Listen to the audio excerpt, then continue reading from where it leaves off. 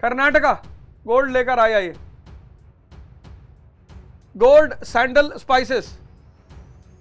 Malwa, northern पथ से सीधा connection, Uttarapath, Kathiawar Gujarat, sea trade पर सीधा कनेक्शन मालवा से। ये देख लो डायग्राम, आंध्रा, चीन से सीधे व्यापार का कनेक्शन, कर्नाटक रिसोर्सेस, आइवरी, चंदन, सोना, मसाला, और फिर ये मालवा नॉर्दर्न पथ से सीधा संबंध, नॉर्दर्न पाथ जो सिल्क रूट पे जाके मिलेगा, गुजरात, सी ट्रेड पर कब्जा। ये देखो रोपाई प्रणाली,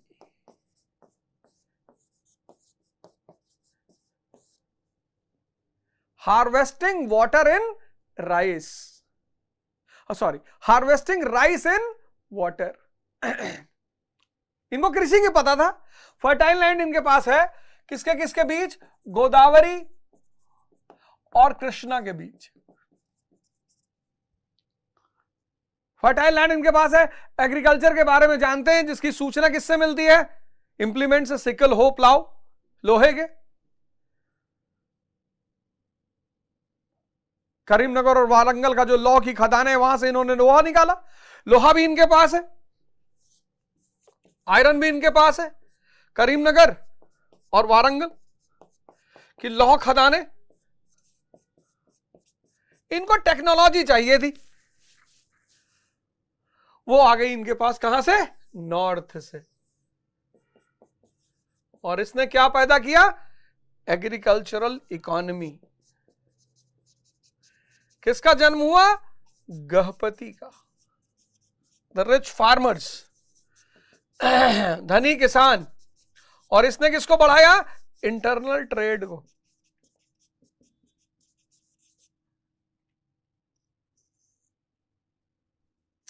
हो गया खेल। एक्सटर्नल ट्रेड को किसने जन्म दिया, मॉनसून ने। इंटरनल ट्रेड को किसने बढ़ाया, रोपाई प्रणाली। ये सब तो उनके पास है ही है, ये नॉर्थ से आ गया।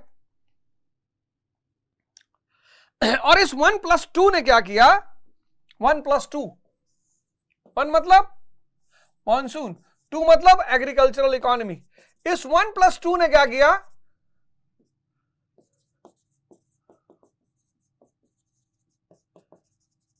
मॉनसून ने क्या किया, 1 मतलब मॉनसून, इसने किसको जन्म दिया, external trade, foreign trade.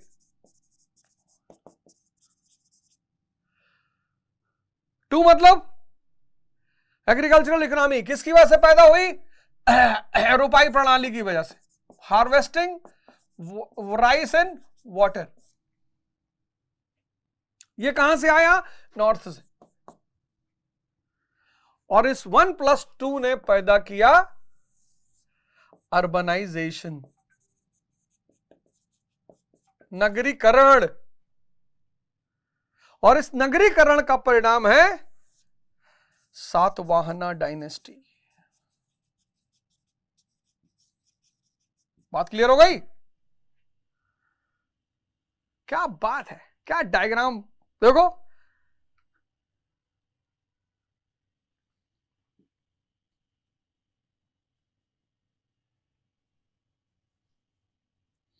Local elements तो थे ही, नॉर्थ एलिमेंट्स, रोपाई प्रणाली, लेखन पद्धति, अर्बन सेंटर्स, स्टेट सिस्टम, ये सब नॉर्थ से आ गया।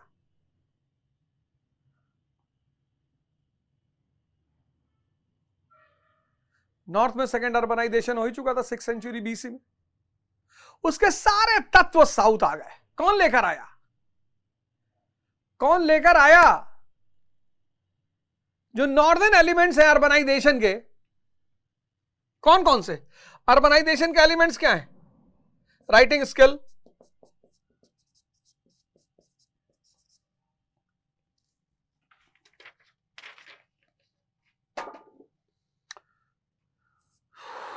sowing rice in water,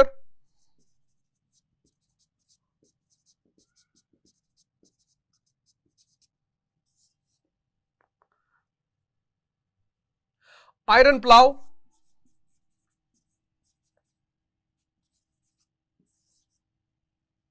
urbanisation, नगरीकरण, ये सब नॉर्थ से आया। करीमनगर में एक ब्लैक स्मिथ की शॉप मिली है, करीमनगर में, सातवाहना के टाइम की।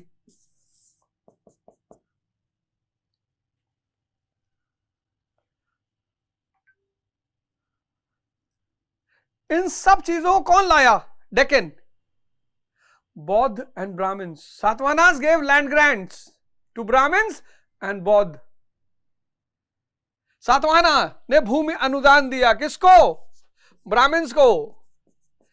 ये क्या लेकर आए? ब्राह्मण्स आर्यन कल्चर लेकर आए, राइटिंग स्किल लेकर आए, रोपाई प्रणाली लेकर आए, आयरन प्लाव, अर्बनाइजेशन, ये सब ये लेकर आए। और Satavahanas gave land grant to Buddhist. ये क्या लेकर आए? आर्ट एंड क्राफ्ट, कला और शिल्प, ट्रेड एंड कॉमर्स, व्यापार और वाणिज्य। और इन सबको मिलाकर पैदा हुआ सातवाहन राज्य। Clear picture? और यहां से डेक्कन की हिस्ट्री की रियल शुरुआत, सातवाहन से डेक्कन की हिस्ट्री की रियल शुरुआत। अब सातवाहना डायनेस्टी का फाउंडर कौन है? सिमुक। याद रखना बहुत जरूरी है, सातवाहना डायनेस्टी का फाउंडर कौन है? सिमुक।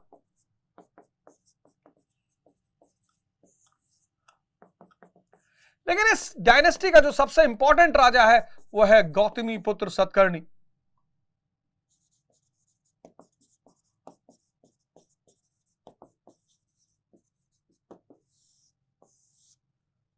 गौतमी पुत्र सतकर्णी, सबसे इंपॉर्टेंट मैन गौतमी पुत्र सतकर्णी।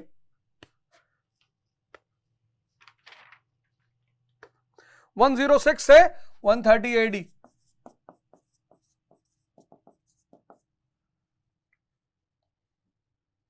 नासिक इंस्क्रिप्शन, इसकी हिस्ट्री का सबसे बड़ा सोर्स है नासिक इंस्क्रिप्शन।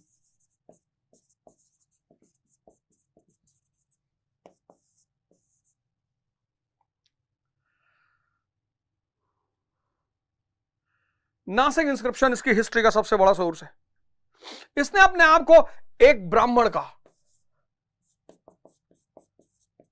यानी he is the champion of brahmanical culture.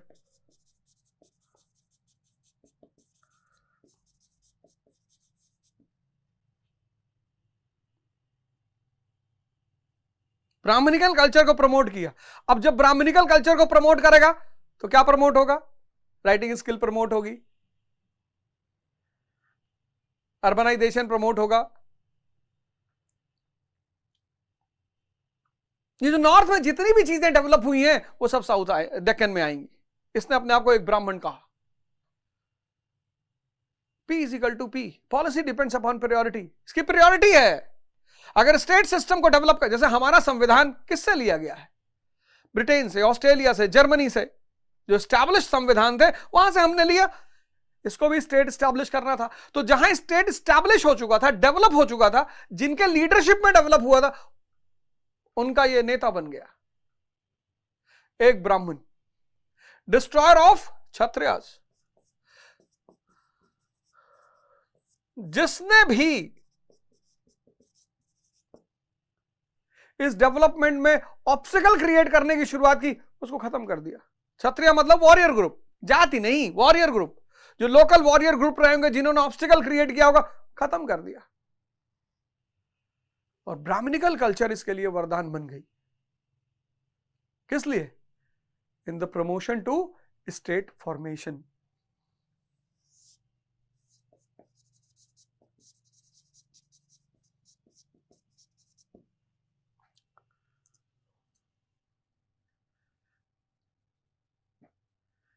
And in this way he revives the fortunes of Satvahana family. इसने सातवाहनों के भाग्य का पुनरुत्थान किया। फिर दूसरा काम इसने क्या किया, एक तो ब्राह्मणिकल कल्चर को बढ़ावा दिया, फिर कॉन्क्वेस्ट,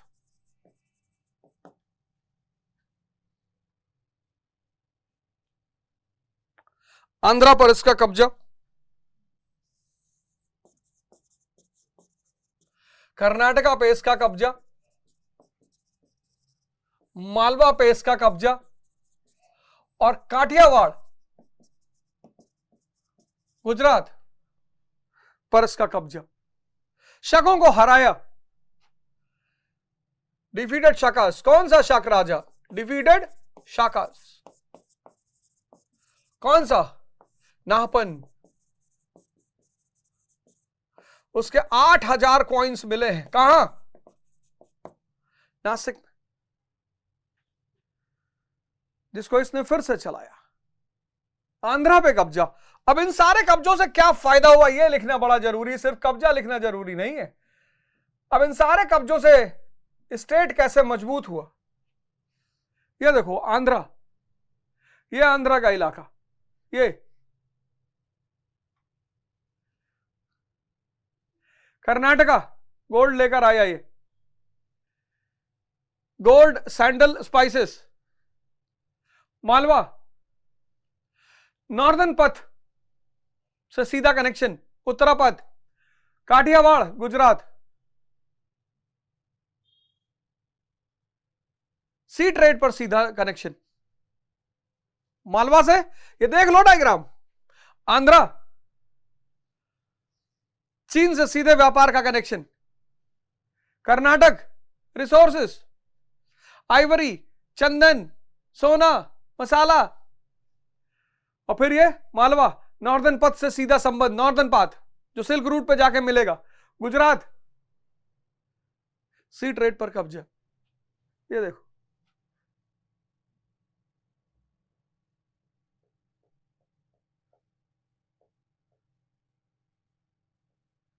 ये देखो आंध्र, पूरब, चाइना, इंडो चाइना, इन सारे ट्रेड से संबंध। कर्नाटका यानी spices, sandalwood, silk, ivory. Malwa northern path, Uttarapatha जो किसको कनेक्ट करेगा? सिल्क रूट को, उससे सीधा संबंध। और काठियावाड़ गुजरात यानी सी ट्रेड पर कब्जा।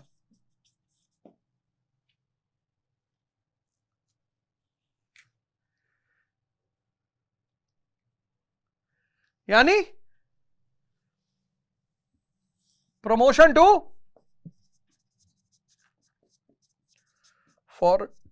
Foreign trade, providing economy. इससे क्या बनेगा? Empire.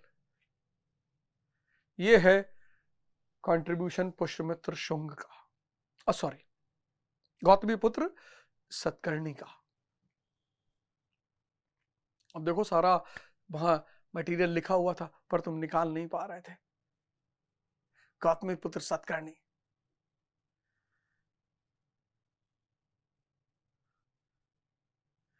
controlling northern path, southern path and sea trade, giving economic boom to the Satvahana dynasty, defeating the main rival Shakas and establishing the glory of Satvahana dynasty in Deccan. तो गौतमीपुत्र सतकर्णी ने क्या किया? उत्तरापथ, दक्षिणापथ, गुजरात,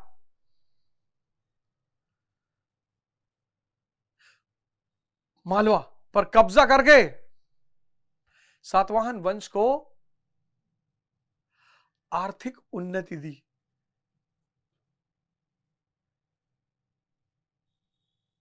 और इसी कारण उसे सातवाहन वंश का महान शासक और भाग्य निर्माता कहा जाता है। सार में लिखना है ये एसेंस। क्यों महान निर्माता? क्यों ये बात है? He revive the fortunes of Shaka dynasty. क्यों? नॉर्दर्न पाथ, उत्तरापथ पर कब्जा, southern path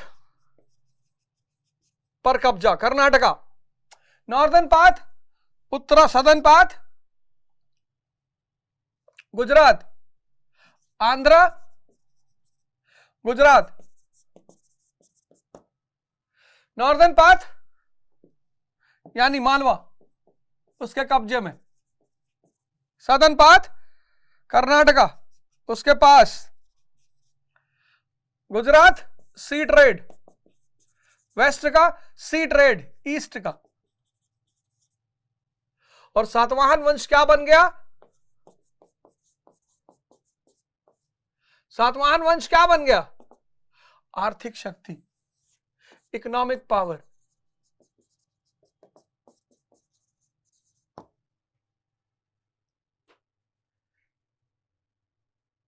So he is called as the great ruler of Satvahana dynasty. Satavahana dynasty लिख देना, अगर यूपी पीसीएस में फंस गया लिख देना, गौतमी पुत्र सतकर्णी सातवाहन वंश का महान शासक था, लिख देना। समझेगा यार, बहुत सोच समझ के पढ़े हो यार।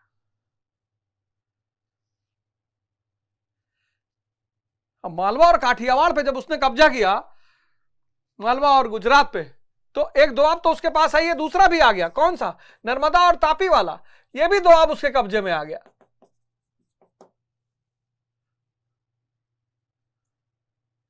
कर्नाटक पर कब्जा किया, कौन सा दोआब कब्जे में आया? तुंगभद्रा, तुंगभद्रा दोआब भी कब्जे में आ गया। इंटरनल ट्रेड, एक्सटर्नल ट्रेड, आर्थिक उन्नति, और उसका परिणाम क्या रहा? राजनीतिक उन्नति। गौतमी पुत्र सतकर्णी।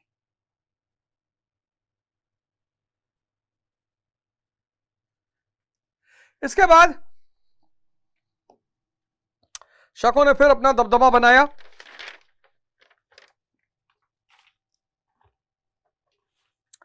शकों ने फिर अपना दबदबा बनाया, लेकिन फिर आया वशिष्ठ पुत्र पुलमई, दूसरा इंपॉर्टेंट राजा है वशिष्ठ पुत्र।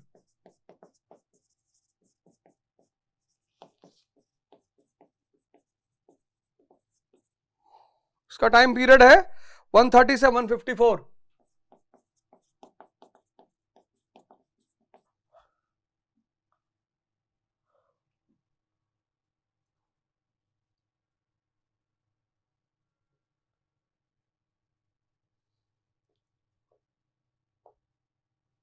वशिष्ठ पुत्र पुलमई 130 से 154 एडी, यह दूसरा बड़ा राजा है सातवाहन डायनेस्टी का। इसके कॉइन्स मिले हैं कहां? आंध्रा रीजन में।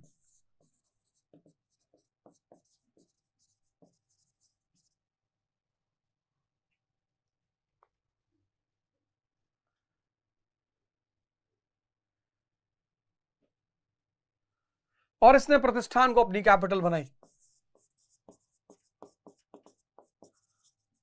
औरंगाबाद डिस्ट्रिक्ट महाराष्ट्र, उसको अपनी कैपिटल बनाई। पर रुद्रसिंह सेकंड, रुद्रसेन जो शक शासक है, उससे हारना पड़ा और मालवा और कोंकण का नुकसान हुआ। लेकिन वैवाहिक रिश्तों के कारण शकों ने इसका विनाश नहीं किया। डायनेस्टी बची रही, सेंट्रल कोर बचा रहा। वशिष्ठ पुत्र पुलमई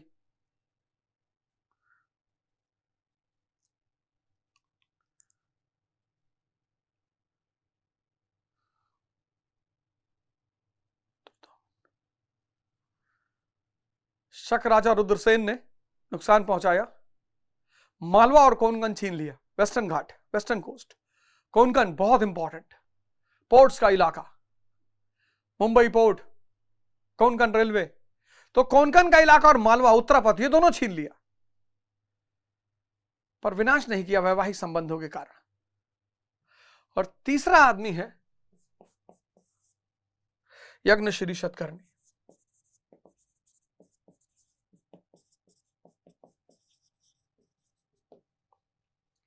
165 से 194 AD।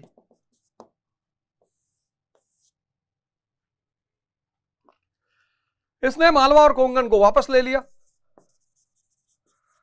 मालवा और कोंकण वापस ले लिया,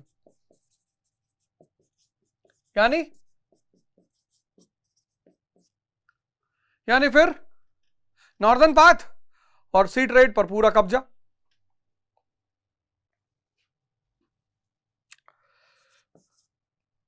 ट्रेड और जल यात्रा का प्रेमी, इसके सिक्कों पे जहाज के चित्र मिले हैं, कॉइन्स पे शिप्स के चित्र मिले हैं। तो ऐसा माना जाता है कि ये बड़ा जल यात्रा का प्रेमी था और ट्रेड और कॉमर्स को बड़ा प्रमोट किया इसने। और फिर इसने उन चारों इलाकों पे कब्जा रखा, टेरिटरीज जो इसके कब्जे में रही, आंध्र, महाराष्ट्र, मध्य प्रदेश और गुजरात।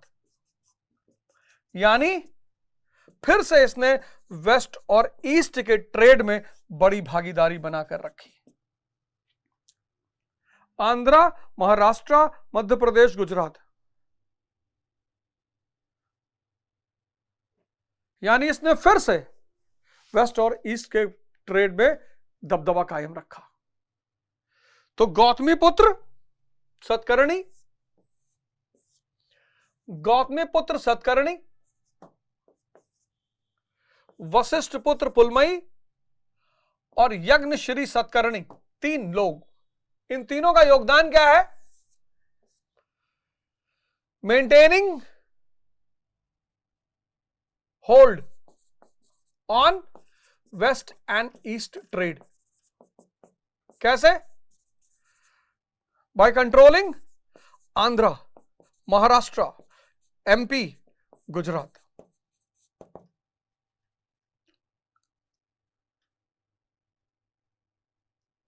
और प्रमोशन टू ब्राह्मणिकल कल्चर।